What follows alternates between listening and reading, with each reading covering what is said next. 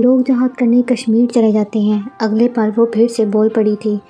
انہیں کہا جائے کہ جہاد کی ضرورت تو یہاں ہے۔ اگر ہندو مسلمانوں کی آبرو ریزی کرتے ہیں تو وہ تو غیر مسلم ہیں۔ یہاں تو اپنی بہن، دینوی لحاظ سے ہر مرد اور عورت کا رشتہ بہن بھائی کا ہوتا ہے، کی عزت لوٹ لی جاتی ہے۔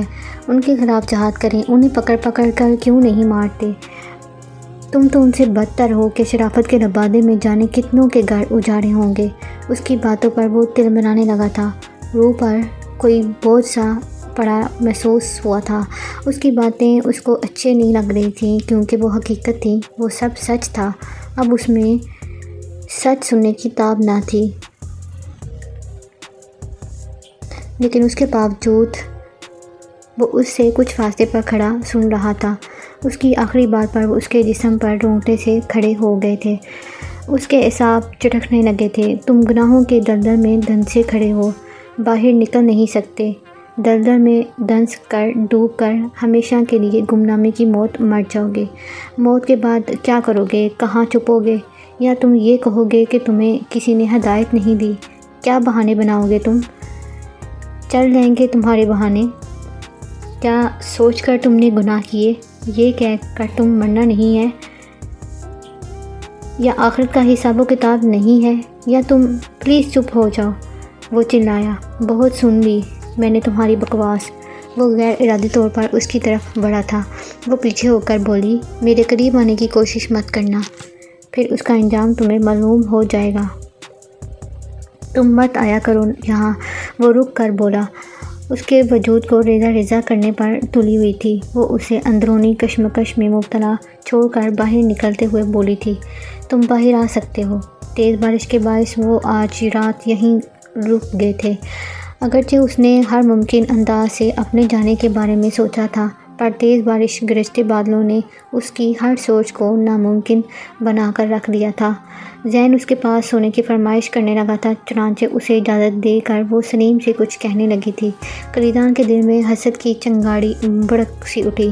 اس کے دل میں شدت سے یہ خواہش جاگی تھی کہ وہ سلیم کی جگہ ہوتا تاکہ وہ اس سے ہر وقت بات تو کرتے، پر اگلے ہی پل وہ اپنی سوچ پر لاحول پڑنے لگا تھا کہ اگر وہ سلیم کی جگہ ہوتا تو سلیم اس کی جگہ، یعنی اس کا شوہر۔ اس نے خود کو سرزنش کی تھی۔ انہیں کمرے میں جانے کا کہہ کر وہ خود بھی دوسرے کمرے کی طرف بڑھی تھی۔ سنو، دروازہ اچھی طرح سے لاک کر لینا۔ اس کی زبان سے بے ساختہ یہ الفاظ نکلے تھے۔ جواباً جس نگاہوں سے اس نے اسے دیکھا تھا، اسے لگا جیسے وہ جل کر خاکستر ہو جائے گا۔ تیراک کو تیرنا مت سکھاؤ، وہ خفت محسوس کرنے لگا تھا۔ ہمیشہ صنف نازک کو نروس کرنے والا اس پر خود بے تحاشا نروس ہوا تھا۔ حیرت کا مقام تھا، اس نے خواب میں بھی نہیں سوچا تھا کہ وہ ایک عورت، خصوصاً اپنی بیوی کے سامنے اتنا نروس ہوگا۔ جن سے مخالف کو اپنی قربت سے نروس کرنے والے کو نروس ہونا آ ہی گیا تھا۔ یہ مقام حیرت نہ تھا تو کیا تھا؟ صبح نماز پڑھ کر وہ ان کے کمرے میں آئی تھی تاکہ ذہن کو جگائے۔ وہ گہری نیند میں تھا۔ 2-3 بار اسے دھیرے سے آواز دینے پر بھی وہ نہیں اٹھا تھا، لیکن کلیدان کی آنکھیں کھل گئی تھیں، لیکن وہ ہنوز سوتا بنا رہا تھا۔ دونوں کو سوتا دیکھ کر وہ کچھ سوچتے ہوئے قریب آ کر اسے جگانے کو اس کا کندھا ہلانے لگی۔ ادھر دل و دماغ پر بن آئی تھی۔ وہ پہلی مرتبہ اس کے اتنے قریب کھڑی تھی۔ اس کا دل پوری رفتار سے دھڑکنے لگا تھا۔ اگر اس وقت وہ چاہتا تو اسے پکڑ کر اس کے ذریعے یہاں سے نکل سکتا تھا، لیکن شاید یہ اس کی تقدیر میں نہیں تھا۔ اس وقت وہ بجائے راہ فرار کے اس کی محبت کے گہرے جال میں خود کو دھنستا دیکھ رہا تھا۔ پہلی بار اس کے دل میں میٹھا میٹھا سا درد محسوس کیا تھا۔ اس وقت اس کی سمجھ میں اگر کچھ آ رہا تھا تو یہ کہ وہ عورت کچھ اور اس کے قریب آئے، اتنے قریب کہ وہ اسے پوری شدت سے محسوس کرے کہ وہ اس کے قریب ہے اور وہ اس کی محبت اپنی رگوں کے ذریعے دل میں اتار رہا تھا۔ یہ منظر صرف چند پلوں کا تھا کہ وہ ذہن کو اٹھا کر لے بھی گئی۔ اس دن کے بعد سے وہ مرد ہر چیز سے غافل ہو گیا تھا۔ اگر اسے کچھ خبر تھی تو اپنے عشق کی۔ اس دن کے بعد وہ لڑکی اس کی دعاؤں میں شامل ہو گئی تھی۔ ہر دعا میں وہ اللہ سے اس لڑکی کو مانگنے لگا تھا، اس کے دل میں اپنے لیے رحم ڈالنے کی دعائیں کرنے لگا تھا، لیکن اسے پتہ نہیں تھا کہ اس کی آزمائش ختم ہونے والی نہ تھی۔ ایک دن اسے شدید حیرت ہوئی تھی جب اس نے اس سے اسلامی کتب منگوائی تھی۔ وہ انکار نہ کر سکی تھی۔ یہاں رکھ دو، کتابیں دیکھ کر وہ بولا تھا۔ اس کے لہجے اور انداز پر وہ پرسکون انداز میں کہنے لگی، تم تک پہنچنے کے لیے میں کس طرح محنت کرتی رہی ہوں، اس کا اندازہ تمہارے جیسا عیاش ذہن کر ہی نہیں سکتا۔ محنت سے ہاتھ کس طرح کھردرے ہوتے ہیں اس کا تو تمہیں پتہ ہی نہیں۔ ایک بڑے باپ کی اولاد ہونے کے ناطے تمہیں اس بات کی خبر ہی نہیں کہ عورت کس طرح برے حالات سے نبرد آزما ہو کر جیت کی خوشی سے سرشار ہوتی ہے۔ کتنی آسانی سے کہہ دیا کہ یہاں رکھ دو، وہ آنکھوں میں خشونت اور کدورت لیے بولی تھی۔ یہ دیکھو دن رات محنت کر گرم بھٹی میں جلتے ہاتھ کس طرح کھردرے اور بے رونق ہو گئے ہیں، مزدوری سے کیسے جلد پھٹ جاتی ہے، دیکھو یہ۔ اس نے اپنا ہاتھ اس کی آنکھوں کے سامنے پھیلا دیا تھا۔ اس وقت جذباتی ابال اتنی شدت سے اٹھا تھا کہ اسے کتابیں رکھنے کا خیال ہی نہ آیا تھا۔ وہ چند لمحے اس کے ہاتھ کو دیکھتا رہا تھا، پھر اچانک اس نے اس کا ہاتھ تھام کر ہونٹوں سے لگایا تھا۔ وہ اس کے ہاتھ کو چومنے لگا تھا۔ پھٹی آنکھوں سے دیکھتی رہی، وہ سکتے میں تھی۔ اچانک اس کے لمس نے اس کے اندر نفرت کے شعلے بھڑکا دیے تھے۔ اس نے اپنا ہاتھ کھینچ لیا تھا۔ جس ہاتھ سے اس نے اس کا ہاتھ تھاما وہ اپنے بالوں میں پھیر کر وہ نظریں نیچی کر کے دیکھنے لگا۔ اس کے لمس نے اس کے اندر کے پرانے زخموں کو پھر سے تازہ کر دیا تھا۔ وہ اس شخص کی نفس پرستی، اس کی ہوس پر دل ہی دل میں چلا اٹھی تھی۔ وہ شوقڈ تھی، وہ ابھی تک ہوس کا مارا تھا۔ ان 4 مہینوں نے بھی اس پر کچھ اثر نہ ڈالا تھا۔ وہ خاموش تھا۔ یکدم سے وہ جیسے ہوش میں آئی تھی۔ وہ چلائی تھی۔ آج پہلی مرتبہ اس نے اسے چلاتے سنا تھا۔ کیوں کیا تم نے ایسا؟ وہ پورے حلق کے بل چلائی تھی۔ کیوں کیا تم نے ایسا؟ وہ خاموش تھا۔ وہ رونے لگی۔ کیوں چھوا تم نے مجھے؟ کیوں نہ پاک کیا مجھے؟ کتنی راتیں کاٹی تھی میں نے، کتنے استغفار کیے تھے میں نے، تم نے مجھ سے پھر سے داغدار کر دیا۔ تم جانتے ہو میں تمہارے ساتھ کیا کر سکتی ہوں؟ وہ ایک بار پھر سے چلا کر بولی تھی۔ کر لو جو کرنا چاہو، دھیرے سے کہہ کر اسے سامنے سے ہٹاتے ہوئے وہ کھڑکی کی طرف بڑھا تھا۔ وہ جنونی سی ہو گئی تھی۔ اس نے چلا کر زرگر کو چلایا تھا، سلیم کو بھی بلاؤ اور تم بھی آنا۔ وہ دونوں کچھ ہی دیر میں واپس آئے، جبکہ وہ سینے پر ہاتھ باندھے باہر دیکھ رہا تھا۔ اس نے آگے بڑھ کر زور سے کھڑکی بند کرتے ہوئے پہلی بار اس کی آنکھوں میں آنکھیں ڈال کر کہا تھا، اب تمہیں پتہ چلے گا کہ میں کیا کر سکتی ہوں۔ مارو اسے۔ اس کی زبان سے نکلنے والے الفاظ پر زرگر اور سلیم دونوں اسے مارنے لگے۔ اب کہو پچھتائے اپنی حرکت پر؟ اس نے سخت لہجے میں پوچھا تھا۔ نہیں، میں نہیں پچھتایا اپنی اس حرکت پر۔ اس کی بات پر اسے دہکا گئی تھی۔ مارو اسے۔ وہ ایک بار پھر سے چلائی تھی۔ وہ پھر سے اسے مارنے لگے تھے۔ وہ مزاحمت نہیں کر رہا تھا، وہ خاموشی سے مار کھا رہا تھا۔ وہ دونوں اسے مارتے مارتے بے حال ہو گئے تھے۔ میڈم یہ مر جائے گا، سلیم نے ہامتے ہوئے کہا۔ مت کھاؤ اس پر رحم۔ جب اسے کسی پر رحم نہیں آتا، اس سے ہمدردی گناہ ہے۔ مارو اسے۔ نہیں مرے گا، ایسے لوگ جلدی نہیں مرا کرتے، وہ صفاقی سے کہہ رہی تھی۔ اس کے بے ہوش ہونے پر اس نے انہیں روکا تھا۔ انہیں میڈیسن دینے کا کہہ کر وہ چلی گئی تھی۔ رات کو فون پر اس نے اس کی حالت کے بارے میں پوچھا تھا اور ان کی بات کے جواب میں نہیں مرے گا کہہ کر اس نے فون بند کر دیا تھا۔ تو اس کی ہوس پرستی کو دیکھ کر وہ اب بھی اس کی آنکھوں میں ناشتی پھرتی ہے۔ وہ اب بھی اپنے کیے پر نادم نہیں، اسے اپنے گناہ کا احساس نہیں۔ اس نے ایک بار پھر اب میرے وجود کو گناہ کی نگاہ سے دیکھا اور داغدار کیا۔ اس نے مجھے غلط سزا پر مجبور کیا۔ وہ ساری رات اللہ سے اپنے گناہ کی مغفرت طلب کرتی رہی تھی، پر یہ بھول بیٹھی تھی کہ گناہ کے ڈھیر پر بیٹھ کر کے کی جانے والی عبادت قبول نہیں ہوتی۔ وہ ایک گناہ پر دوسرا گناہ کرنے کی مرض میں مبتلا ہو گئی تھی۔ وہ صحیح کر رہی تھی یا غلط وہ نہیں جانتی تھی۔ اگر جانتی تو اللہ سے اپنے گناہوں کی بخشش طلب کرتی کہ کبھی تو وہ اس پر رحم کھا کر اس کے کیے گناہ معاف کر دے گا۔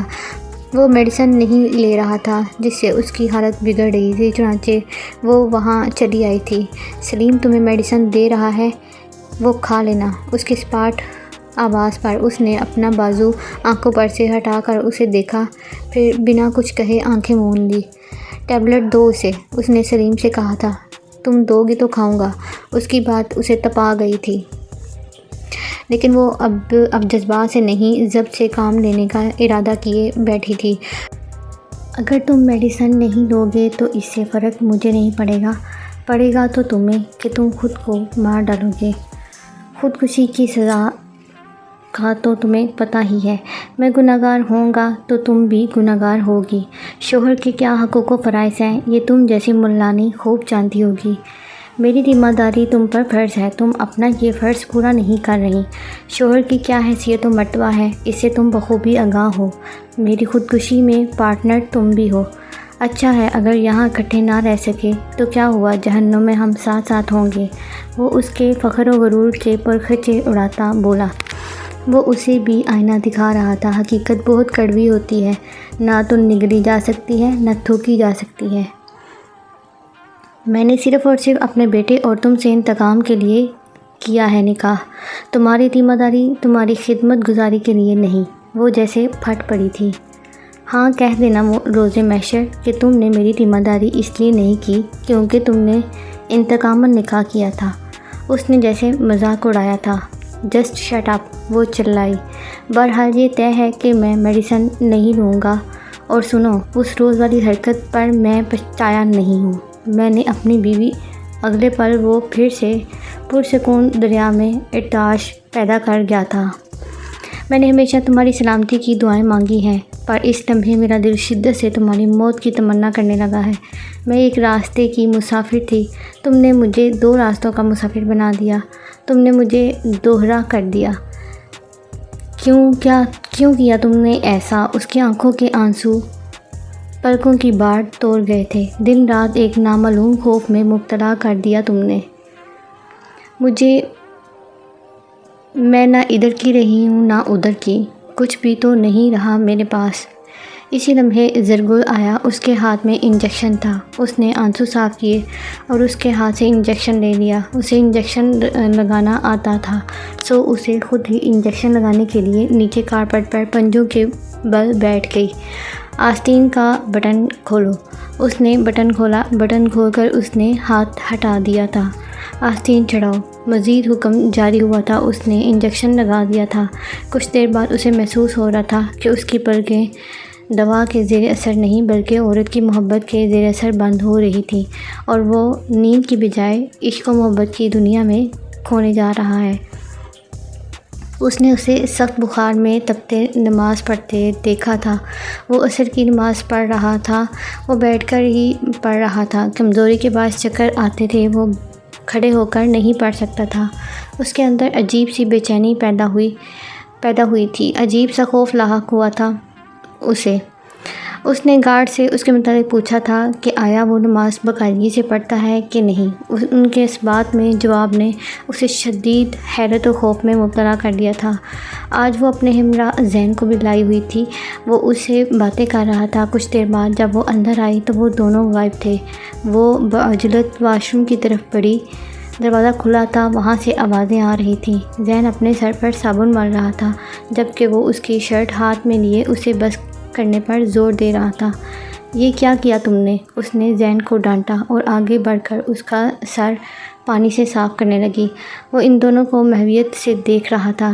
کسی خیال سے چونکتے ہوئے اس کے قدم واش روم کے دروازے کی طرف بڑھے۔ اس نے دروازہ بند کر دیا تھا۔ یکدم چلتے اس کے ہاتھ رک گئے تھے۔ اس کا دل انجانے خدشے کی تحت دھڑک اٹھا تھا۔ اس نے ایک شدید ترین غلطی کی تھی، لیکن اب کچھ نہیں کیا جا سکتا تھا۔ اس نے پیچھے مڑ کر نہیں دیکھا تھا۔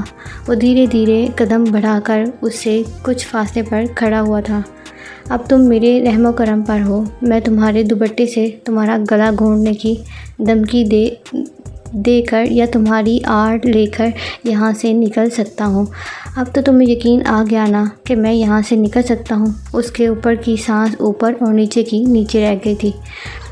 میں چاہوں تو تمہیں چھو سکتا ہوں۔ اس نے اس کے ہاتھ میں پکڑی شرٹ کو دیکھتے ہوئے کہا تھا، شرٹ دو مجھے۔ چند لمحے تو وہ گہری نظروں سے اسے دیکھتا رہا تھا، پھر اس نے شرٹ اس کے ہاتھ میں دینی چاہی، پر اس کا ہاتھ آگے نہیں بڑھا تھا۔ اس کے ہاتھ زین کے گیلے سر پر تھے اور نظریں اس کے بالوں پر۔ پھر یک لخت وہ زین کی شانوں پر سے ہاتھ ہٹا کر دروازے کی سمت بھاگی تھی۔ اس سے پہلے کہ وہ دروازہ کھول کر باہر نکلتی، وہ بھاگ کر دروازے کے سامنے کھڑے ہو کر اس کا راستہ مسدود کر چکا تھا۔ اگر میں ایسا نہ کرتا تو تم کل کو یہ کہتی پھرتی کہ میں نے کمینگی کا ارادہ کر لیا تھا، لیکن تم نے بر وقت اپنی جان بچائی۔ تمہارا راستہ روکنے کا مطلب یہ ہے کہ تمہیں یہ باور کرا دوں کہ اگر میں چاہتا تو یہاں سے نکل بھی سکتا تھا اور تمہیں چھو بھی سکتا تھا، لیکن میں ایسا نہیں کر رہا کیونکہ میں نے اپنی سزا قبول کر لی ہے۔ میں یہاں اس وقت تک رہوں گا جب تک تم مجھے یہاں رکھو گی۔ میری طرف سے تمہیں کسی قسم کی کوئی پریشانی نہیں ہوگی، نہ جانی اور نہ۔ ایک گہری سانس لے کر اس نے قریب آتے زین کو بازوں سے پکڑ کر گلے لگایا تھا اور واش روم کا دروازہ کھول کر نکل گیا تھا۔ جب وہ دم بخود کھڑی رہ گئی، اس نے بارضا رغبت اپنی سزا منظور کر لی تھی۔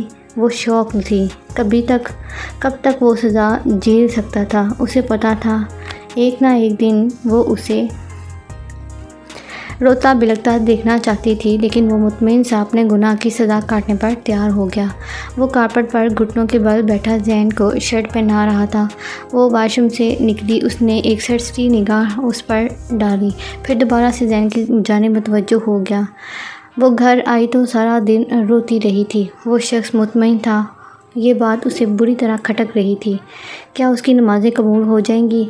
کیا اسے معافی مل جائے گی؟ تو پھر اس کی سزا کا کیا ہوگا؟ کیا وہ اللہ کے دربار میں سزا سے بچ جائے گا؟ ایک دن اس نے التجائیہ انداز میں اپنی ماں کی خیریت پتہ کروانے کا کہا تھا، جس پر وہ اسے کہنے لگی تھی، اپنی ماں کا کتنا خیال ہے؟ دوسروں کی ماؤں کو کس درد سے آشنا کر چکے ہو، اس کی خبر ہے تمہیں؟ اب خبر ہو رہی ہے۔ اس کے اس شفاف لہجے پر وہ ایک بار پھر منت بھرے انداز میں بولا، صرف ایک بار پلیز۔ رات کو میں نے اسے خواب دیکھا، ایسی منتیں میں نے بھی کی تھیں، یاد ہے تمہیں؟ پلیز نہیں کہو ایسا، وہ چلایا تھا۔ کیوں نہ کہوں؟ تمہاری طرف سے انعام میں ملے ان 11 سالوں کی ایک ایک ساعت، ایک ایک پل میرے ذہن کے پردے پر ثبت ہو چکے ہیں۔ میں انہیں بھول نہیں سکتی۔ مجھے اپنا کہا ہر فکرہ رٹا ہوا ہے۔ کچھ بھی تو نہیں بھولی۔ تم نے مجھے 15 برس کی عمر میں 50 برس کی عورت بنا دیا تھا۔ میرے شعور کی پختگی تمہارے دم سے ہے۔ اب سنتے رہو جو میں کہوں۔ تم نے صحیح کہا تھا کہ میں ایک بدترین انسان ہوں۔ ہم جیسے درندوں کے خلاف جہاد ہونا چاہیے۔ کتنی لڑکیوں کے دل برباد کیے میں نے، کتنی لڑکیوں کی زندگی اجاڑی میں نے۔ عورت کو میں نے ہمیشہ کھلونا سمجھا۔ عورت ایک کھلونا ہے، ایک جسم ہے، ایک نشہ ہے، ایسا کیوں کہتے ہیں ہم؟ عورت ایک انسان ہے، ایسا کیوں نہیں سوچتے ہم؟ وہ بھرائی ہوئی آواز میں بول رہا تھا۔ اس منطق کو میں جب سمجھا تو کب سمجھا؟ وہ نیچے کارپٹ پر بیٹھ گئی تھی۔ وہ کچھ لمحوں بعد اس سے کافی فاصلے پر بیٹھ گیا تھا۔ دل توڑنا میرے لیے کبھی مشکل نہیں رہا، ایک سیکنڈ کی دیر بھی نہیں کرتا تھا۔ اس فن میں مجھے کمال حاصل تھا۔ وہ وقت نہیں، خوشبو تھی جو اڑ گئی۔ وہ جوانی نہیں تھی، آزمائش تھی۔ وہ استہزائیہ انداز میں ہنستے ہوئے بولا تھا، روز محشر ہم دونوں سے پوچھے جانے والے سوال ایک ہوں گے، لیکن جواب کس قدر مختلف۔ مجھ سے پوچھا جائے گا کہ جوانی کیسے گزری، میرا جواب زنا، تمہارا عبادت۔ اس وقت میرے چہرے پر کس قدر کربناک تاثرات ہوں گے، کیسا بھیانک انجام ہوگا میرا۔ وہ کچھ پل کے لیے خاموش ہوا تھا، پھر رونے لگا تھا۔ ایک تم نہیں ہو، بہت سی ہیں۔ ہر لڑکی کو میں محبت کے جال میں گرفتار کرتا آیا تھا۔ وہ 2 دن عشق و محبت کا کھیل کھیل کر کسی اور کی محبت میں مبتلا ہو جاتا۔ ان میں سے ایک وہ بھی تھی جس کی شرافت مجھے گالی کی طرح لگتی تھی۔ اس سے ملنے کا ہاں تھا، لیکن وہ کسی طرح سے مل کے نہ دے رہی تھی۔ وہ مجھ سے بے پناہ محبت کرتی تھی۔ ایک دن فون پر میں نے اسے کہا تھا کہ وہ مجھ سے محبت نہیں کرتی، اس لیے میرے پاس نہیں آتی، تو اس نے کہا تھا کہ وہ مجھ سے محبت کرتی ہے اس لیے میرے پاس نہیں آتی۔ اس وقت میں نے اس کی اس بوگس دلیل پر اس سے قطع تعلق کر لیا تھا۔ میں اس کی چاند ستاروں والی محبت سے اکتا گیا تھا، لیکن آج مجھے پتہ چلا کہ اس کی کہی بات کا مطلب کیا تھا۔ آج مجھے اس کی کہی بات سمجھ میں آئی۔ اس کی یہ گہری بات مجھ جیسے نفس پرست انسان کے اندر گہرائی تک اتر ہی نہ سکی تھی۔ اسے مجھ سے شدید ترین محبت تھی۔ محبت کی اس ناکامی نے اسے نفسیاتی مریض بنا دیا تھا۔ اسے نفسیاتی مریض بنانے والا میں تھا۔ میں تمہارے سوالوں کے جوابات کیسے دوں؟ میرے پاس تمہارے سوال کا جواب نہیں ہے۔ ان 7 مہینوں میں پہلی بار وہ بغیر کسی کھٹکے اور ہچکچاہٹ کے اس کے پاس بیٹھ رہی تھی۔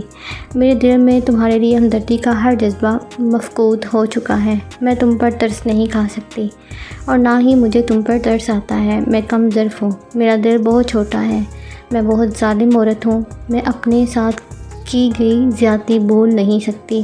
مجھ سے معافی کی توقع مت رکھنا۔ تم نے مجھے لوہا بنا دیا ہے، اب میں مٹی نہیں بن سکتی۔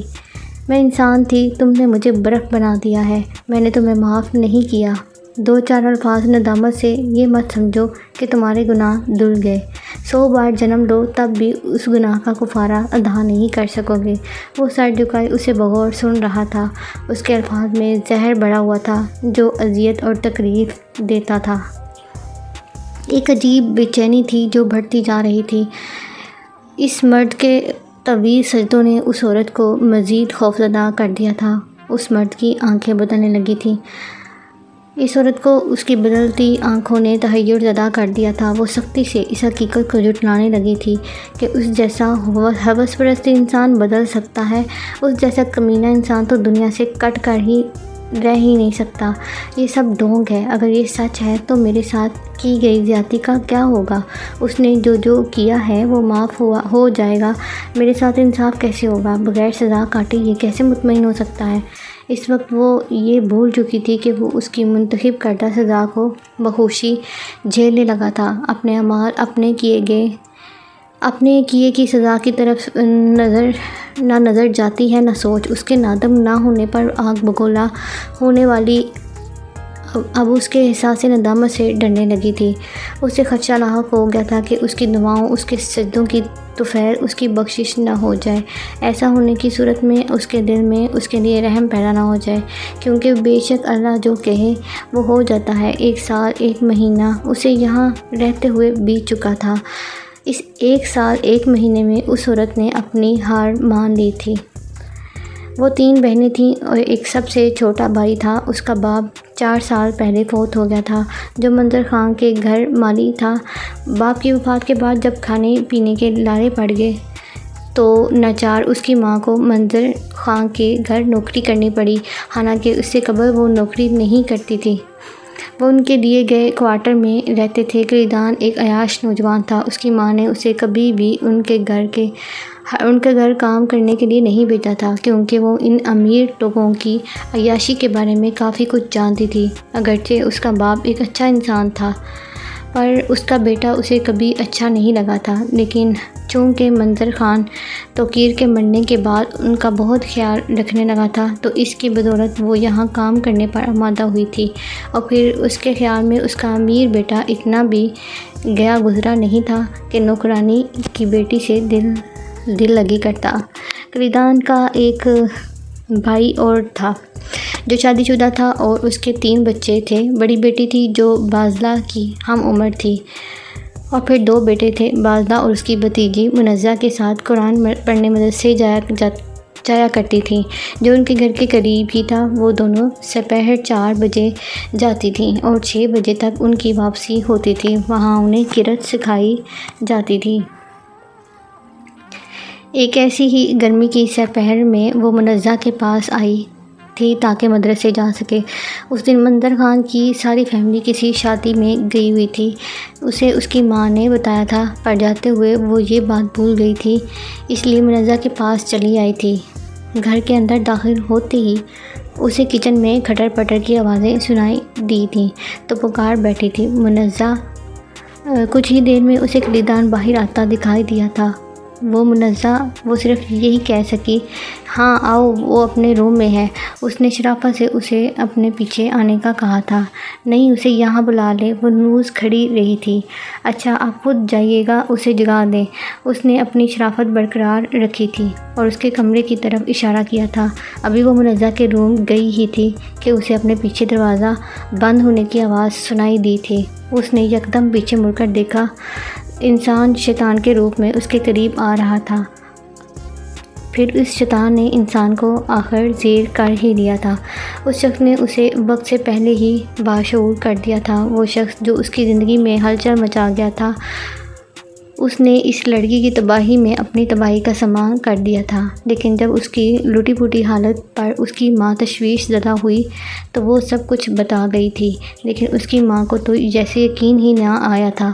ہاں، اس کی ماں کو اس کے بے گناہی پر یقین نہیں آیا تھا، تبھی وہ اسے سنانے لگی تھی۔ اس کے خیال میں وہ اس امیر زادے سے ملنے ہی گئی تھی، کیونکہ منزہ وغیرہ کے شادی پر جانے کا تو وہ اسے پہلے ہی بتا چکی تھی۔ اسے گھر بدر کر دیا گیا تھا۔ اس کی ماں نے اسے اپنی بیٹی تسلیم کرنے سے انکار کر دیا تھا اور اسے خود دارالامان چھوڑ کر آئی تھی۔ وہ نہیں چاہتی تھی کہ اس کی باقی بیٹیوں کی زندگی اس لڑکی کی بدولت جہنم بن جائے، اور پھر اس کی ماں منظر ہاؤس میں چھوڑ کر چلی گئی تھی۔ وقت اگر مرہم رکھتا ہے تو وقت بے رحم بھی ہوتا ہے۔ اس لڑکی کو اس کا چہرہ دنیا کے مکروہ ترین انسان کا چہرہ لگتا تھا۔ اسے نہیں پتا تھا کہ یہ چہرہ اسے پھر کبھی سونے نہیں دے گا۔ اس نے اپنے ہونٹ جیسے سی لیے تھے۔ وہ کسی سے بات نہ کرتی تھی، الگ تھلگ رہتی تھی۔ اس دوران قریب ہی واقع ایک سیمنٹ فیکٹری میں وہ مزدوری کرنے لگی تھی۔ کچھ ہی عرصہ میں اس نے خود میں کچھ تبدیلی محسوس کی تھی۔ اس تبدیلی نے اسے لرزا کر رکھ دیا تھا، اور جو حقیقت اس پر آشکار ہوئی تھی وہ تو جیسی یکدم سے عورت بن گئی تھی۔ میں تمہیں بتاؤں گی کہ عورت ہوتی کیا ہے۔ عورت کے نام سے خوف نہ کھاؤ تو میرا نام بدل لینا۔ اس عورت کے پاؤں میں لا کر نہ گرایا تمہیں تو میرا نام بدل دینا۔ تمہارا وہ حشر کروں گی کہ موت مانگو گے تو نہیں ملے گی، زندگی مانگو گے تو نہیں ملے گی۔ تمہارے ذہن میں بھرے عورت کے غلیظ تصور کو بدل نہ دیا تو میرا نام بدل دینا۔ رو گے، پچھتاؤ گے ایک دن اپنے کیے پر، اور ایسا ہی ہوگا۔ اس نے وہاں موجود ہر عورت کی آنکھ میں ایک سوال دیکھا تھا جس کا جواب نہ تو اس نے دیا تھا نہ دینا چاہتی تھی۔ اس نے پڑھائی کا سلسلہ شروع کیا تھا۔ وہ پرائیویٹ ہی پڑھ رہی تھی، اور پھر وہ جو پلان کر رہی تھی تقدیر اس میں اس کا ساتھ دیتی جا رہی تھی۔ دارالارمان میں ہی اس کا بیٹا پیدا ہوا تھا۔ وہ ہنوز اس فیکٹری میں مزدوری کر رہی تھی۔ پرائیویٹ ہی اس نے BA کیا اور پھر اس نے MA میں ایڈمیشن لیا۔ اکنامکس اس کا سبجیکٹ تھا۔ دارالارمان میں ہی اس کی ملاقات سائمہ سے ہوئی تھی۔ وہ اپر کلاس سے تعلق رکھتی تھی اور اکثر دارالارمان غریب عورتوں کو کچھ رقم یا دوسری چیزیں دینے آیا کرتی تھی۔ وہ اکثر اس سے باتیں کرتی رہتی تھی۔ شروع میں تو وہ کچھ کترائی سی رہتی تھی، پھر کچھ سوچ کر ہی اس نے اس کے ساتھ دوستی شروع کر دی تھی۔ سائمہ کو حقیقتاً وہ اچھی لگی تھی۔ وہ بہت خاموش اور اس لیے وہ خود ہی اس کی طرف مائل ہوئی تھی، اور پھر اس نے بھی سائمہ کو اپنی محبت میں اس طرح سے جکڑا ہوا کہ وہ نہایت مخلصانہ انداز سے اس کی ہر پرابلم منٹوں میں حل کر لیتی تھی۔ اس نے ایک NGO میں اس کے لیے جاب کا انتظام کیا تھا۔ جاب بہت اچھی تھی، چونکہ اسے کئی زبانوں پر عبور تھا تو اسے یہ جاب آسانی سے مل گئی تھی۔ اس کا کام دورے پر جانے کے دوران مختلف زبانوں کی ٹرانسلیشن تھا۔ سیکرٹری بہت اچھی تھی، اس لیے وہ کچھ زیادہ ہی خوش تھی۔ اس کے MA کرتے ہی اس نے سائمہ سے جاب دلوانے کا کہا تھا، اور اس کے توسط سے اسے ایک بینک میں جاب مل گئی تھی۔ وہ ایک الگ چھوٹے سے کوارٹر نما گھر میں کرائے پر رہتی تھی۔ دارالارمان اس نے NGO میں کام کرنے کے دوران ہی چھوڑ دیا تھا۔ سائمہ اسے کبھی کبھار ملنے آتی تھی، پر وہ کبھی اسے ملنے نہیں گئی تھی۔ وہ اکثر راتوں کو اٹھ کر اللہ سے شکایتیں کرتی رہتی تھی، اور اس شخص کی زندگی کی دعائیں مانگتی رہتی تھی جس نے اسے دربدر کر دیا تھا اور اس سے اس کا خاندان چھین لیا تھا۔ ماں بہن بھائی کدھر تھے اسے کچھ معلوم نہ تھا، اور پھر اس نے اس شخص سے انتقام لینے کا بالآخر منصوبہ بنا ہی لیا تھا، جس کے لیے اسے سب سے پہلے ایک خوبصورت لڑکی کا انتظام کرنا تھا جو حسین ہونے کے علاوہ شاطر بھی ہو، اور بالآخر اسے ایک دن ایسی لڑکی مل گئی تھی۔ گرمیوں کی تپتی دوپہر میں وہ پیدل جا رہی تھی، رکشہ ٹیکسی کا دور دور نام و نشان نہ تھا، تو وہ پیدل ہی گھر جا رہی تھی۔ گرمی زوروں کی پڑ رہی تھی، سورج اپنی تمام تر شدت سے زمین کو تپا رہا تھا۔ دفعتاً اس کی نگاہیں ایک 5 اسٹار ہوٹل کے باہر گاڑی سے ٹیک لگائے قلیدان پر پڑی تھیں۔ وہ اسے بہت دفعہ دیکھ چکی تھی، اکثر وہ اس کے گھر کے باہر دیکھ چکی تھی۔ وہ اس کا چہرہ نہیں بھولنا چاہتی تھی، اس لیے وہ اسے دیکھنے اس کے گھر کئی بار آئی تھی۔ باہر سے ہی اسے دیکھ کر وہ لوٹ جاتی تھی۔ آج اس کی منحوس صورت دیکھ کر اسے ایک بار پھر سب کچھ یاد آیا تھا۔ اس کی نظریں ہنوز اس پر تھیں، اور اس کی ہمراہ ایک لڑکی بھی تھی جو جینز اور شرٹ پہنے ہوئے تھی۔ وہ دونوں اندر چلے گئے تھے۔ اس کے اندر ایک الاؤ دہک اٹھا تھا۔ اس نے اسے کئی بار مختلف لڑکیوں کے ہمراہ دیکھا تھا۔ سانپ ڈسنے سے باز نہیں آتا، اگرچہ اس کا زہر نکال بھی دیا جائے۔ اس نے نفرت آمیز نگاہوں سے اسے دیکھا تھا۔ اس کی گاڑی کے قریب سے گزرتے ہوئے اس نے ایک زور کا مکہ اس کے فرنٹ ڈور کے شیشے پر مارا تھا۔ شیشہ ایک چھناکے سے ٹوٹ گیا تھا۔ وہ تیزی سے بڑے بڑے قدم اٹھا کر چلنے لگی تھی۔ کچھ لوگوں نے اس کی حرکت دیکھ لی تھی، اس لیے وہ اسے آواز دینے لگے تھے۔ اس نے اپنے قدموں کی رفتار تیز کر دی تھی۔ اسے دور سے ایک رکشہ آتا دکھائی دیا تھا۔ وہ اسے روک کر اس میں بیٹھ گئی تھی۔ اس نے شاید گلاس ڈور سے دیکھا ہو یا کوئی اسے بتانے اندر گیا ہو۔ اس نے پیچھے مڑ کر جب دیکھا تو قلیدان اپنی گاڑی کے پاس کھڑا ادھر ادھر دیکھ رہا تھا۔ ہوگی کوئی پاگل عورت کے ہاتھ سے خون بہہ رہا تھا جسے اس نے چادر سے ڈھانپ رکھا تھا۔ چادر بہتے خون سے سرخ ہونے لگی تھی۔ درد نہیں ہو رہا تھا۔ درد کا احساس درد دینے کے بعد ہو ہی نہیں سکتا۔ لوہا لوہے کو کاٹتا ہے، ویسے درد کو کاٹ رہا تھا۔ وہ درد جو اس کے وجود کو گھلاتا رہتا تھا، اب کسی اور کے وجود پر اپنے گر آزمانے والا تھا۔ وہ پیسہ کما رہی تھی، صحیح غلط میں پڑے بغیر۔ پھر جب اس نے اس کی انتقام لینے کا ارادہ کر ہی لیا تو سب سے پہلے اس نے کرائے کے گنڈوں کا انتظام کیا، اور اس کے بعد اسے ایک الٹرا ماڈرن اور حسین لڑکی کی ضرورت تھی جو اس کے دشمن تک رسائی حاصل کر کے اس کے پاس لے آئی۔ لڑکی کے چہرے پر بلا کا اعتماد تھا۔ وہ اس کے سراپے کو بغور دیکھنے لگی تھی۔ وہ جینز پر کرتا پہنے ہوئے تھی، اس کے بال شولڈر کٹ تھے۔ وہ کافی پرکشش تھی، اور اس کے سراپے کی خاص بات اس کا متناسب بدن اور اس کی ہائٹ تھی۔ Your name? اس نے اس کی آنکھوں میں آنکھیں ڈال کر براہ راست پوچھا تھا۔ اس نے بغیر جھجک اور ہچکچاہٹ کے جواب دیا، نینا۔ پھر دو ٹوک انداز میں بولی، I am ready to do any thing for you but I want a cash. اس نے کپ ٹیبل پر رکھ کر آنکھیں پوری طرح کھولتے ہوئے اسے اعتماد سے دیکھا تھا۔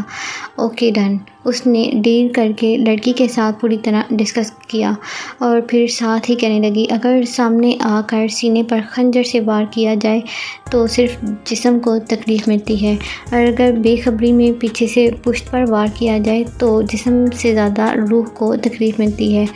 ابھی تمہارے پاس آپشن ہے، تم ان میں سے کس درد کا انتخاب کرتی ہو۔ یہ یاد رکھنا کہ تمہاری طرف سے مجھے دیا گیا درد یا کسی قسم کا دھوکہ تمہیں زندگی سے دور کر دے گا۔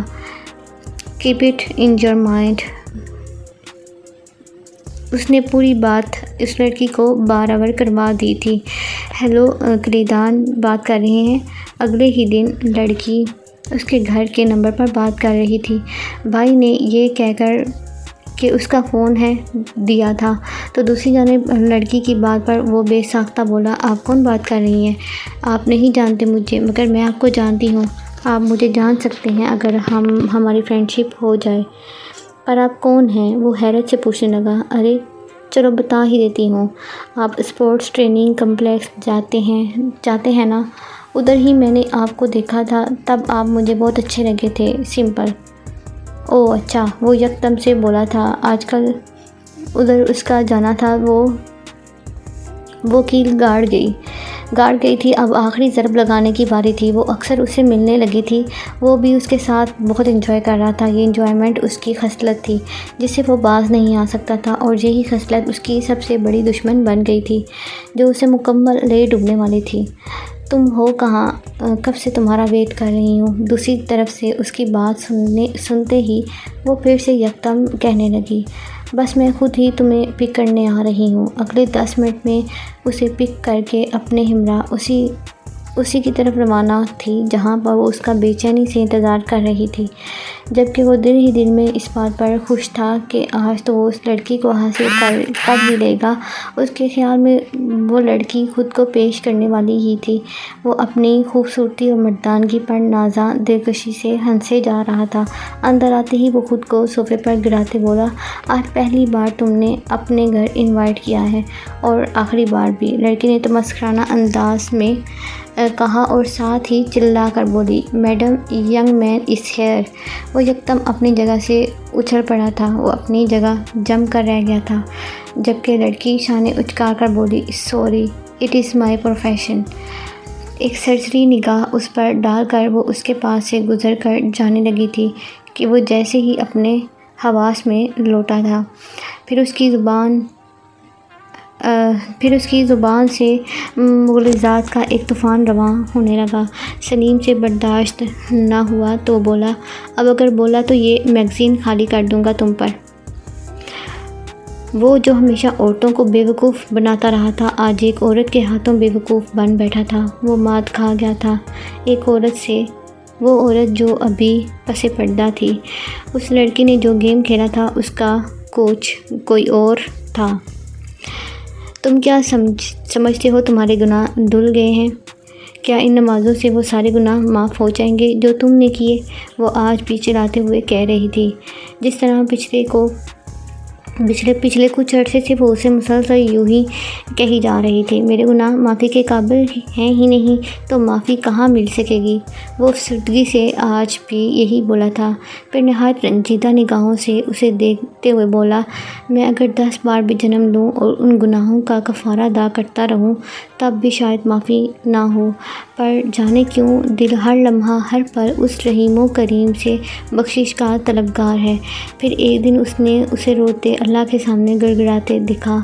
اس دن وہ ایک پل بھی ادھر نہ رہ سکی، دبے قدموں واپس چلی آئی تھی۔ اس دن وہ بہت روئی تھی کہ شاید وہ زندگی میں کبھی نہ روئی ہو۔ تمہاری سزا ختم ہوئی، اب تم جا سکتے ہو۔ آج وہ اسے یہی کہنے آئی تھی۔ وہ یہ کہہ کر جانے ہی لگی تھی کہ وہ تیزی سے اٹھ کر اس کے سامنے آیا تھا۔ تم جا سکتے ہو، تمہارے بیٹے کے نام کے ساتھ تمہارا نام ہے، میں چاہتی ہوں کہ وہ رہے، اسے تم میری درخواست سمجھ سکتے ہو، پلیز تم مجھے چھوڑ کر نہیں جا سکتی۔ وہ شخص کبھی کسی بڑے سانحے پر نہیں رویا تھا، پر آج اس عورت کے سامنے رو رہا تھا۔ میں نے کہا تھا نا تم سے کہ میں یہ دعا مانگتی رہی ہوں کہ میرے دل میں تمہارے لیے کبھی رحم پیدا نہ ہو، اور اگر ایسا ہوا تو اس دن یہ دل دھڑکنا بند کر دے گا۔ اس کے الفاظ پر اس مرد کا دل لرز اٹھا تھا۔ تم ایسا کچھ نہیں کرو گی، وہ شدت سے روتی ہوئی چلا اٹھی، میں ایسا کر بھی نہیں سکتی، مجھے غلاظت کے ڈھیر پر مت پھینکو، مجھے پھر سے گناہوں کے دلدل میں مت جانے دو۔ وہ شاکڈ تھی، ہاں وہ شاک تھی، وہ خود کو شوٹ نہیں کر سکتی تھی کہ ایسا ہونے کی صورت میں وہ دنیا کی پہلی عورت ہوتی جو اس بات پر خود کو مار ڈالتی کہ اس کے دل میں اس مرد کے لیے رحم کا جذبہ پیدا ہوا جو اس کا نام نہاد ہی صحیح پر اس کا شوہر تھا۔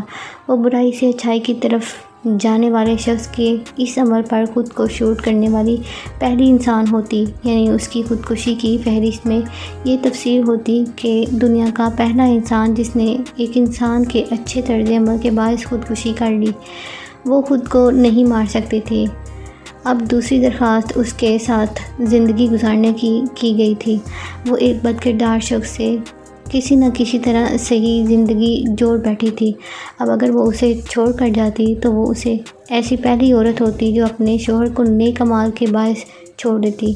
ایسا تو کوئی طوائف بھی نہیں کرتی۔ اب کیا رہا اس کے پاس؟ کچھ نہیں۔ اس مرد کی جیت اور وہ ایک بار پھر خالی ہاتھ۔ یہ کام وہ کر سکتی تھی۔ اپنی ہار کا ماتم وہ اس وقت یہی کرنے لگی تھی، اس لیے وہ چلا چلا کر رونے لگی تھی۔ تم مرد ہوتے ہی ایسے ہو، جہاں دیکھتے ہو کہ عورت جیت رہی ہے وہاں کایا پلٹ کر رکھ دیتے ہو، نہیں جینے دیتے ہمیں۔ 1 سال میں ہی جیت گئے تم، اور میں ان 12 سالوں میں کیسے تڑپی رہی، کیسے سسک کر زندگی گزاری ہے، اس کا کیا ہوگا؟ وہ پورے حلق کے بل چلا کر بولی تھی۔ جان بوجھ کر ہرایا ہے نا تم نے مجھے، یہاں بھی ایسے زندگی گزاری اور آخرت میں بھی تمہاری۔ میرا کیا ہوگا؟ مجھے گناہوں کی راہ میں ڈال کر تم خود جنت جیتنے چل دیے، مجھے گناہوں میں ڈال کر اپنی مغفرت طلب کرنے لگے۔ وہ روتے روتے کارپٹ پر بیٹھ گئی تھی۔ وہ اس کے قریب آیا تھا۔ مجھے معاف کر دو، وہ پنجوں کے بل بیٹھا بول رہا تھا۔ مجھے تم سے نفرت ہے، مجھے تم سے محبت ہے۔ میں تمہارے ساتھ نہیں رہنا چاہتی، میں تمہارے ساتھ ہی رہنا چاہتا ہوں۔ تم میرے ساتھ خوش نہیں رہو گے، میرے ساتھ تم خوش رہو گی۔ میں تمہاری شکل دیکھنا نہیں چاہتی، پر میں صرف تمہیں ہی دیکھنا چاہتا ہوں۔ وہ دل کھول کر رو رہی تھی۔ اس نے اپنا ہاتھ اس کے بازو پر رکھ دیا تھا۔ وہ جی جان سے لرز اٹھی تھی۔ ایک دفعہ ہاتھ چھونے پر وہ اس کی کیا درگت بنا گئی تھی اسے یاد تھا، پر اب حالات بدل گئے تھے۔ اس نے وہ ہاتھ اس کے سر پر رکھ کر اس کا سر تھپتھپایا تھا۔ ان 12 برسوں میں وہ پہلا شخص تھا جو اس کے درد کا مداوا بنا تھا، اس درد کا جو اس نے جگایا تھا۔ وہ رو رہی تھی، اسے اپنی شکست رلا رہی تھی۔ وہ کیا سوچتی رہی تھی اور کیا ہو گیا تھا؟ سارا کھیل ہی الٹا ہو گیا تھا۔ تقدیر نے اس کا ملن اسی طرح کرنا تھا، لیکن یہ ملن شکست بن کر منہ چڑھا رہا تھا۔ اس کے ساتھ رہنا اس کے لیے ایک کڑی آزمائش تھی، لیکن خود کو دوزخ کی آگ سے بچانے کے لیے یہ آزمائش بھی جھیلنی تھی۔ وہ تو جنت کا اہل ہوتا، وہ دوزخ کی بھٹی میں سلگ رہی ہوتی جسے وہ دوزخ کی آگ میں جلتا دیکھنا چاہتی تھی۔ وہ تو جنت کی تیاری کر رہا تھا، اور وہ جو جنت کے آس لیے بیٹھی تھی سیدھی دوزخ میں جا گرے، یہ سودا منظور نہ تھا اسے۔ گاڑی سٹارٹ کر کے شفاف سڑک پر ڈالے وہ اپنی الجھی سوچوں میں گم تھی، جب اس کی آواز نے اس کی سوچوں کے تسلسل کو توڑا۔ تم نے مجھ پر بہت بڑا اعتماد کیا ہے، حالانکہ میرے جیسے انسان پر تو اگر تمہاری جگہ میں ہوتا تو ایسا ہرگز نہ کرتا۔ ہر دل میں خوف خدا ہو تو شاید بڑے گناہ ہی نہ ہوں۔ وہ ونڈو اسکرین پر نظریں جمائے کہہ رہا تھا، صرف اور صرف اللہ کے خوف سے ہی میں نے تمہیں جانے دیا ہے، ورنہ میں کس قدر بری ہوں، میں کس قدر ظالم ہوں، اس کا تمہیں اندازہ ہی نہیں ہے۔ ایک برے سے برا مسلمان بھی اپنے اندر اتنا ایمان رکھتا ہے کہ کسی گناہ گار کو اللہ کے سامنے گڑ گڑاتے دیکھ کر چنگیز خان نہیں بن سکتا کہ جس کی کتاب میں معافی کا لفظ ہی نہ آتا ہو۔ صرف کچھ پر رک کر بولی، صرف اللہ کے خوف نے بچایا ہے تمہیں۔ میرے جیسوں کے اندر اگر جھانک لیا جائے، اگر میری سوچ کو پڑھ لیا جائے تو تمہیں اپنی سوچ کی پاکیزگی پر فخر محسوس ہونے لگے گا۔ جس عورت کو ایک انسان کی عبادت ڈھونگ لگتی ہو، اس کی سوچ پاکیزہ ہو ہی نہیں سکتی۔ اس کی آواز میں رقت سی محسوس ہو رہی تھی۔ میری سوچ کی غلاظت کو دیکھو، تمہاری عبادت کو میں یہاں سے نکلنے کی ڈھونگ پر محمول کرتی رہی، یہ ہے کردار۔ وہ رونے لگی تھی۔ آج تک وہ اس عورت کو سمجھ نہ پایا تھا۔ ہلکی ہلکی بارش ہو رہی تھی، بارش کے قطرے ونڈو اسکرین پر جمنے لگے تھے۔ شیشے کے پار سے آتے جاتے لوگوں کو وہ دیکھ رہا تھا۔ اس وقت اس کے دل میں پیدل چلنے کی شدید خواہش جاگی تھی۔ بعض اوقات کسی نعمت کا احساس اس وقت ہوتا ہے جب وہ ہمارے پاس رہتی نہیں۔ آج جب وہ اتنے عرصے بعد باہر کی دنیا کو دیکھ رہا تھا تو اسے کوئی انوکھا احساس محسوس تک نہ ہوا تھا۔ اگر کوئی احساس تھا تو وہ ساتھ بیٹھی عورت کا تھا۔ آپ نے کہاں اترنا ہے؟ ایک بار پھر وہ شاید اپنی نفرت کو دبا نہ سکی تھی۔ میں تمہارا گھر دیکھنا چاہتا ہوں، میں بتا چکا ہوں تمہیں۔ وہ ہنوز اپنے فیصلے پر قائم تھا۔ وہ اسے اپنے ساتھ لے آئی تھی جس جگہ گاڑی رکی تھی۔ اسے دیکھ کر اسے احساس ہونے لگا تھا کہ وہ اسے اپنے گھر دکھانے لے ہی آئی ہے۔ سرخ اینٹوں والے صحن کو عبور کر کے وہ 2 کمروں والے اس گھر کے بڑے کمرے کی طرف بڑھے تھے۔ تمہارے گھر والے کمرے میں رکھی چیئرز میں سے ایک پر بیٹھتے ہوئے وہ بولا تھا۔ جواباً وہ اسے تیز نظر سے گھور گئی تھی۔ کچھ لمحوں بعد بولی تھی، اب تم آزاد ہو۔ اس جملے پر پوشیدہ مفہوم کو وہ جان گیا تھا۔ وہ اسے جانے کا کہہ رہی تھی۔ کچھ پل کی خاموشی کے بعد وہ اٹھا اور کہنے لگا، میں جا رہا ہوں پھر آنے کے لیے۔ اس کے جاتے ہی وہ پھوٹ پھوٹ کر رونے لگی تھی۔ جو کچھ اس نے کیا، جتنی جدوجہد اس نے کی، وہ سب اس طرح ضائع ہو جائے گی بغیر اسے کوئی بڑی سزا دیے۔ اس کمرے کی خاموشی کو اس روتی عورت کی آواز توڑ رہی تھی۔ کچھ پل بعد اس آواز میں شکوے، شکایت اور پھر چیخوں کی آمیزش شامل ہو گئی تھی۔ اس کو گئے 15 دن بیت چلے تھے۔ اس نے اسے دھوکہ دیا تھا۔ اس نے ایک بار پھر اسے بیوقوف بنا دیا تھا۔ اسے یہی لگ رہا تھا کہ اس نے ہمیشہ اس کی سلامتی کی دعائیں مانگی تھیں، پر آج رات اس نے پہلی بار اس کی موت کی تمنا کی تھی۔ وہ اسے سسکتا مرتا دیکھنا چاہتی تھی۔ اس کے آنے پر جیسے زندگی واپس آئی تھی۔ خاندان بھر میں بونچال سا آیا تھا۔ ہر ایک کے لبوں پر ایک ہی سوال تھا، اس کی روپوشی کا۔ وہ سب کو ٹال رہا تھا۔ وہ کسی کو بتا نہیں پا رہا تھا۔ باپ نے بھی اس سب کو پوچھنے سے منع کر دیا تھا۔ پھر کچھ دن بعد اس نے اپنے باپ کو سب کچھ بتا دیا تھا، جو اصل تھا، جو حقیقت تھی۔ اس کے اٹل فیصلے کو جانچ کر اس کا باپ مان گیا تھا۔ فی الحال تم اسے ڈیفینس والے گھر میں لے جاؤ، کچھ عرصے بعد اس کو یہاں لے آئیں گے۔ اس نے باپ سے یہ نہیں کہا تھا کہ وہ اس کو کڈنیپ کروا چکی تھی، بلکہ اس نے اسے خود اس کے ساتھ رہنے کا بتایا تھا۔ تم اتنے عرصے ہم سے چھپ کر اس کے ساتھ رہے، ہمیں زمانے بھر میں ذلیل کیا۔ اگر تم کہہ دیتے تو ہم اس وقت اس معاملے کو ڈیل کر لیتے۔ باپ کی بات پر وہ خاموش ہی رہا تھا۔ اس کی ماں نے شروع میں واویلا تو کیا، پر شوہر کے قطعی اور حتمی فیصلے پر وہ بھی خاموش ہو چکی تھی۔ وہ باتھ روم سے نکلا تو اس نے اسے اپنے بیڈ پر بے تکلفی سے لیٹے دیکھ کر یکدم اپنی نظریں پھیر لیں۔ تم نے تو نہ ملنے کی شاید قسم کھائی ہے۔ اسے دیکھ کر وہ بیٹھتے ہوئے شکوہ کر رہی تھی۔ وہ اس کے بدلے رویے کو کب سے نوٹ کر رہی تھی۔ وہ اس سے کترایا سا تھا۔ تم بدل گئے ہو، اس نے ایک بار پھر شکوہ کیا۔ اس کے دل میں عجیب سی اتھل پتھل ہوئی تھی۔ پتہ نہیں، اس نے مختصراً جواب دیا۔ بتاؤ تم کیا مسئلہ ہے تمہارے ساتھ؟ کیا تم کسی اور میں انٹرسٹڈ ہو؟ وہ اٹھ کر اس کے پاس آئی تھی۔ پلیز ثنا، ایسی کوئی بات نہیں۔ اس نے ٹالا تھا۔ وہ پلٹ کر جانے لگا کہ وہ اس کے سامنے آئی۔ پلیز تم ایسے روڈ کیوں ہو رہے ہو میرے ساتھ؟ یکدم اس نے اپنا سر اس کے سینے پر رکھ دیا تھا۔ اس کے وجود پر کرنٹ سا دوڑا تھا۔ پلیز دور رہو۔ اس نے اسے خود سے دور ہٹایا تھا اور بڑے بڑے قدم اٹھا کر وہاں سے چلا گیا تھا۔ وہ گھر کے اندر داخل ہوا تو وہ اسے سامنے تخت پر لیٹی نظر آئی تھی۔ آنکھوں پر بازو رکھے وہ شاید سو رہی تھی۔ تبھی اس کے مخاطب کیے جانے پر وہ بھی ہنوز خاموش رہی تھی۔ دوبارہ پکارے جانے پر وہ جیسے بیدار ہوئی تھی۔ آنکھیں کھول کر ہاتھ ہٹا کر اس نے جو اسے اپنے قریب کھڑے دیکھا تو وہ یکدم گڑبڑا کر اٹھی۔ آج پہلی بار اس نے اسے بغیر چادر کے دیکھا تھا۔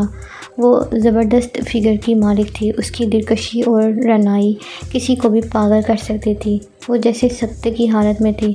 ان 15-16 دنوں میں اس نے کیا کچھ نہ سوچا تھا۔ کل رات تو اس نے اسے موت کی بد دعائیں دی تھیں، اور ایک اور گناہ۔ وہ سوچ میں غرق ہو گئی۔ اسے لگ رہا تھا کہ وہ گناہ کی عادی ہو گئی ہے، جس طرح کوئی نشے کا عادی ہو جاتا ہے، بالکل اسی طرح۔ وہ شخص جنت تک جانے والے راستے کی سیڑھی کے ایک ایک سٹیپ پر قدم رکھ رہا تھا، اور وہ زمین پر کھڑی سیڑھی کے مقام سے ایک ایک قدم پیچھے چل رہی تھی۔ افضل کون تھا، وہ یا وہ سامنے کھڑا مرد؟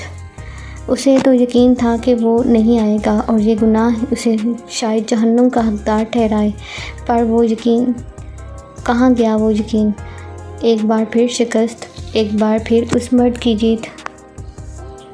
میں تمہیں لینے آیا ہوں۔ وہ دم بخود اپنا محاسبہ ہی کرتی جا رہی تھی۔ ایک اور گناہ کا احساس نمی کی صورت میں بہنے لگا تھا۔ پلیز مت رو، چلنے کی تیاری کرو۔ وہ اس کی رنجیدگی، اس کے دکھ کو بخوبی سمجھ رہا تھا۔ گاڑی سے ٹیک لگائے وہ اس کا انتظار کر رہا تھا۔ ذہن پہلے ہی گاڑی کے اسٹیئرنگ تو کبھی ڈیش بورڈ کے ساتھ لگا ہوا تھا۔ وہ شیشے کے پار کے مناظر میں کھوئی ہوئی تھی۔ گھر بہت اچھا تھا، ویل ڈیکوریٹڈ۔ پاپا، یہ ہمارا گھر ہے؟ زین حیرت بھرے انداز سے بولا تھا۔ ہاں، یہ میرے بیٹے کا ہے، اسے بازوؤں میں اٹھاتے ہوئے اس نے کہا تھا۔ رات وہ الگ بیڈ روم میں سوئی تھی۔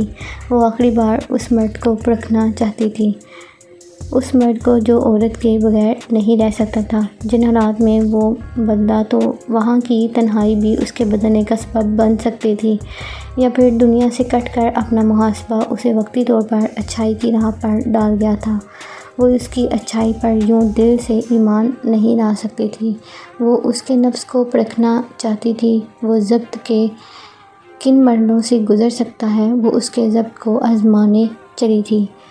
وہ اس وقت اس کی آزمائش پر تلی بیٹھی تھی، یہ بھول رہی تھی کہ آزمائش میں ڈالنا رب کریم کا کام ہے۔ اس کی حیثیت تھی کیا؟ اس کی عقل پر پتھر پڑ گئے تھے، ان پتھروں کو سرکانے والا بھی وہی تھا۔